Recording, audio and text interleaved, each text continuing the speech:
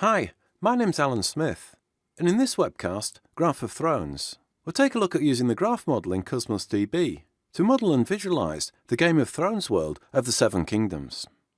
When I was learning about graph databases, there was a competition running in the Neo4j community. The idea was to use a graph database to generate a visualization of the Game of Thrones world. And there were quite a few entries in this competition, showing how the relationships between the characters can be represented using a graph model. So quite a few people have modelled the Game of Thrones world using Neo4j. But I haven't seen any examples of anyone doing it using the Gremlin interface and using Azure Cosmos DB, so I thought I'd give it a try. The Game of Thrones wiki site provides lots of information on all of the characters, and also detailed information about the relations between these characters and other characters, and also various allegiances, cultures, and religions, and so on. So I used this website as the basis for the data that I imported into Cosmos DB. I wrote some code to do some basic screen scraping and take the content of the website, in this example the page representing Jon Snow, and extract all of the relations to other entities and save it in a JSON format. I could then process this JSON file and generate the nodes and edges in Cosmos DB using the Gremlin API. And you can see here the queries that will be executed against Cosmos DB to build up that data structure. Game of Thrones is an ideal scenario because there's a large number of characters and also very complex relationships between the characters, and also the allegiances, the various houses and groups and religions and cultures and so on. The first thing I need to do is to create an instance of Azure Cosmos DB using the Gremlin API. So in the resource group Game of Thrones, I'll click Add, search for Cosmos DB, and click Create. I'll enter Graph of Thrones as the account name, and I'll select the Gremlin API, which will give us the functionality to work with a graph database. For the region, I'll select West Europe. We do have the option of using a free tier discount, which will give me a free instance of Cosmos DB.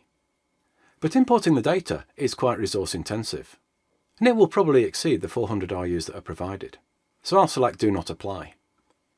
I'll only be provisioning this database for the purpose of this webcast, so it won't incur any real costs in Azure. So let's create the database with those settings. The deployment will take a few minutes, so I'll pause the recording. The deployment is complete now. I can navigate to the resource and navigate to the Data Explorer. So I'm going to need to create a new database and graph. I'll specify the database name is DB of Thrones. I'll select Auto Scaling, which will mean the capacity will scale dynamically as I'm loading up the data. The graph will be called Graph of Thrones, and I'll specify key as a partition key. So let's create that graph. In the Data Explorer, I can navigate to the graph and execute Gremlin queries on the graph. If I run this query now, we'll see that no data is returned. The database is empty. So let's populate the database with the Game of Thrones data. To do that, I'm using a console application. I'll need to set the host name and the authentication key to the instance of Cosmos DB that I've created. So I'll copy the Gremlin endpoint and paste it into Visual Studio. I can remove the port and the protocol specification. We just need the host name. In the portal, I'll navigate to the Keys section, copy the primary key, and paste that into Visual Studio. So we should now be authenticated with that Cosmos DB instance. And I've already set the names of the database and the graph that we'll be using. The method that's going to be executed is import JSON, and I'm specifying a pointer to the JSON file. This is what the JSON file looks like. We can see the data for the various characters. There's several thousand lines here, and it also contains the data for the various houses, religions, cultures, and so on. And for each character, I'm defining all of the relationships that are going to be created. You can see we've got titles, allegiances, cultures, religions, spouses, children, and siblings. So let's look inside this method. I'm creating an instance of the Gremlin client.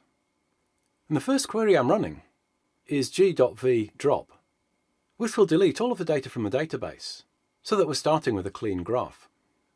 We're then going to create the nodes.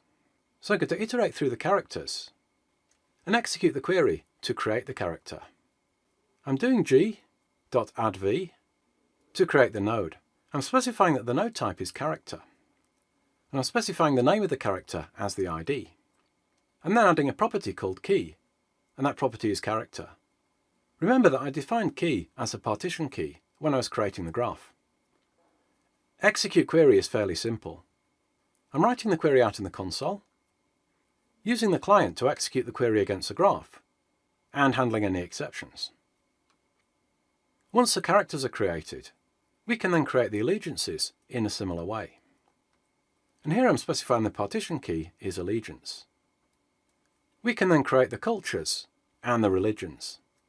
So with all of the nodes created, we can then create the edges and define the relations between the nodes. So I'll iterate through the characters, and if a father is defined for the character, we'll run a query to create that relationship. So I'm doing g.v, specifying the father of the character, and then adding an edge. The property of the edge is going to be isFatherOf, and the edge is going to link to the current character. I can then do the same thing for the mother. And then we can iterate through the allegiances, cultures, religions, and spouses, and also create those edges. So for the allegiances, the character will serve a particular allegiance. They will be from a certain culture, worship a certain religion, and be married to another character. And because it's Game of Thrones, marriage is a many-to-many relationship. So let's run the console application and import the data. Because I've got the auto-scaling on, you can see that the queries are running very quickly, so it shouldn't take long for the data to be imported. I can navigate back to the Data Explorer and query the graph. And we can see that we've now got the characters appearing in the result set.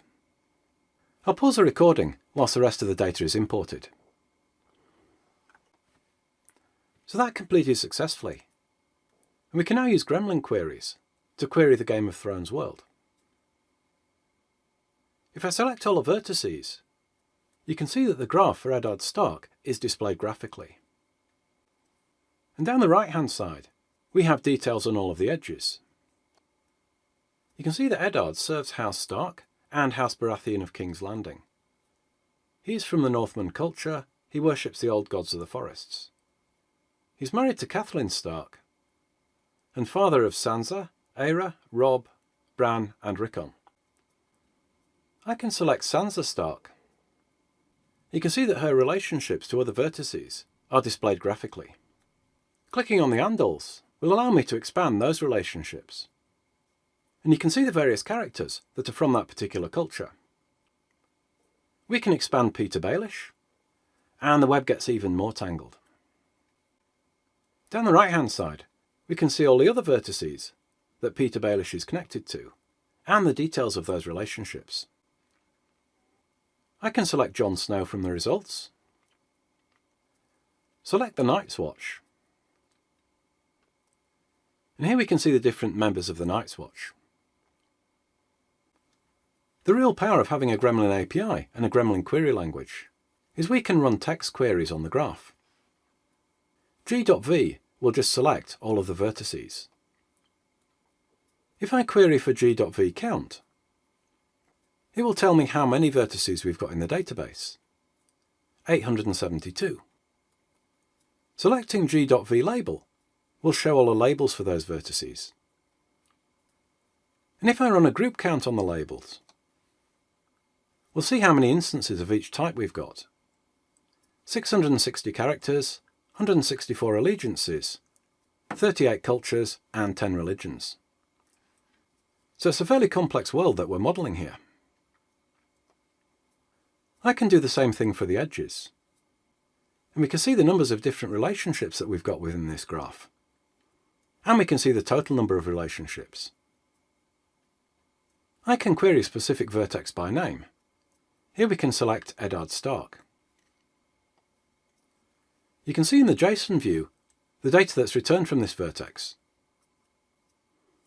If I query for Eddard Stark and specify the out relationship being is father of, we get a list of Eddard Stark's children. And the JSON is showing the result of that query. If I change the relationship from out to in, we'll see Eddard Stark's father, Rickard Stark. I can also query for Eddard Stark's grandfather, though this isn't returning any results. Let's try with Rob Stark.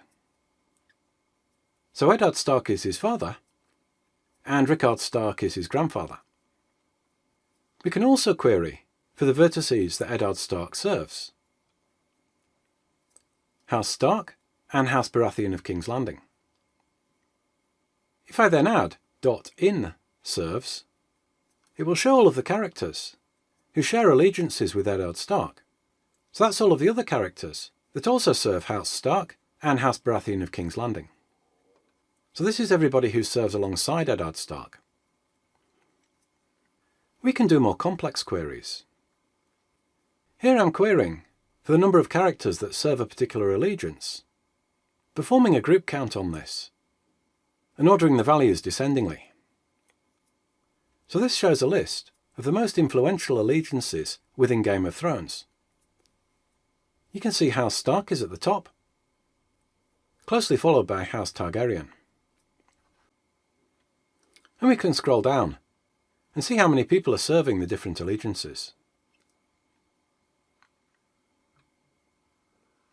Graph databases are often used in social media, things like Twitter and LinkedIn, as a way of being able to provide friend recommendations for the users on those sites.